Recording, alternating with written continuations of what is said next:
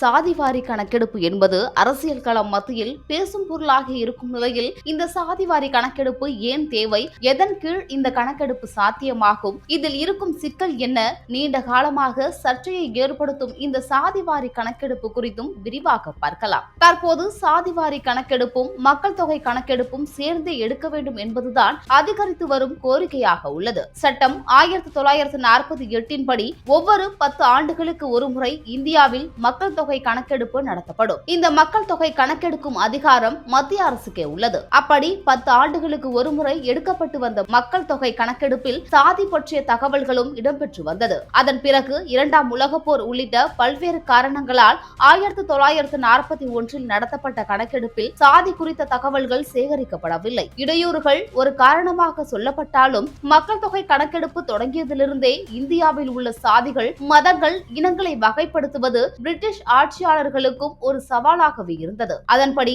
1901 மக்கள் தொகை கணக்கெடுப்பின்படி 1646 சாதிகள் இருப்பதாக வகைப்படுத்தப்பட்டிருக்கும் நிலையில் 1941 எடுக்கப்பட்ட கணக்கெடுப்பில் 4147 உயர்ந்தது. இதனை அடுத்து இந்தியா சுதந்திரத்திற்கு பிறகு முதல் மக்கள் தொகை கணக்கெடுப்பு 1951 நடத்தப்பட்டது. அப்போதும் சாதிவாரி கணக்கெடுப்பு கைவிடப்பட்டது. ஆனால் அரசியலமைப்பு பிரிவு 341 மற்றும் 342 படி பழங்குடியினர் கணக்கெடுப்பு மட்டும் தொடர்ந்து நடத்தப்பட்டு வருகிறது. மற்ற சாதிகள் குறித்த எந்த கணக்கெடுப்பும் நடத்தப்படவில்லை. சாதி வாரியான கணக்கெடுப்புகள் நடத்தப்பட வேண்டும் என்ற கோரிக்கை தொடர்ந்ததால் கடந்த 2011 சமூக பொருளாதார சாதி கணக்கெடுப்பு என்ற பெயரில் மத்திய அரசு சாதி கணக்கெடுப்பை நடத்தியது. மக்கள் தொகை கணக்கெடுப்பு சட்டம் 1948 படி தனி நபரின் தனிப்பட்ட தகவல்களை அரசாங்கம் ரகசியமாக வைத்திருக்க வேண்டிய நிலையில் சமூக பொருளாதார சாதி கணக்கெடுப்பு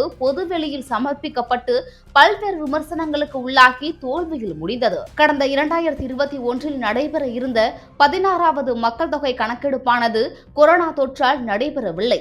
அடுத்து சாதிவாரி கணக்கெடுப்பு எப்போது நடைபெறும் என பல்வேறு தரப்பிலும் கேள்விகள் எழுந்து வந்த நிலையில் பீகார் மாநில அரசு சாதிவாரி கணக்கெடுப்பை நடத்தி முடித்தது பெரும் பேசும் பொருளாகி இருந்தது.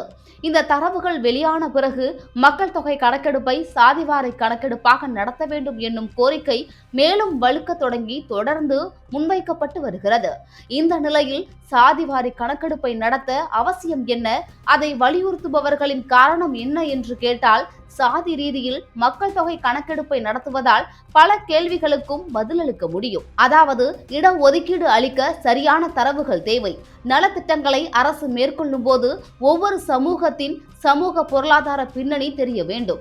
அதேபோல் பல்வேறு சாதிகள் தங்கள் எண்ணிக்கை சார்ந்து பல கோரிக்கைகளை முன்வைக்கிறார்கள். அந்த கோரிக்கைகள் சரியா என்பதை அறிய இந்த கணக்கெடுப்பு உதவியாக இருக்கும். மக்களுக்கு கல்வி, பொருளாதாரம், வேலைவாய்ப்பு ஆகியவற்றில் சம வாய்ப்பு, சம உரிமை வழங்க சாதிவாரி கணக்கெடுப்பு என்பது மிகவும் முக்கியமான ஒன்று. சமத்துவமின்மையை சரி செய்யவும் நலத்திட்ட ஏற்பாடுகளை சிறப்பான முறையிலும் மேற்கொள்ளலாம். அரசு நலத்திட்டங்களின் உண்மையான பலன்கள் இதுவரைக்கும் கிடைக்காமல் இருக்கும் மக்களுக்கும் வழங்கப்படுவதை சாதிவாரி கணக்கெடுப்பால் மட்டுமே உறுதி செய்ய முடியும். இதில் இருக்கும் முக்கிய சிக்கல் என்னவென்றால், இது சாதிய அரசியலுக்கு வலு கொடுத்து விடுமோ, அதே சமயம் ஓட்டு அரசியலுக்கு பயன்படுத்தப்படலாம் என்கிற அச்சமும் நிலவுகிறது. இறுதியாக இந்த சாதிவாரி கணக்கெடுப்பிலும் பொதுமக்களின் தரவுகளை எப்படி பாதுகாப்பார்கள் என்ற கேள்வியும் எழுந்துள்ளது. இது போன்ற மேலும் பல செய்திகளை அறிந்து கொள்வதற்கு தொடர்ந்து இணைந்திருங்கள் சேனல் 5 செய்தியுடன்.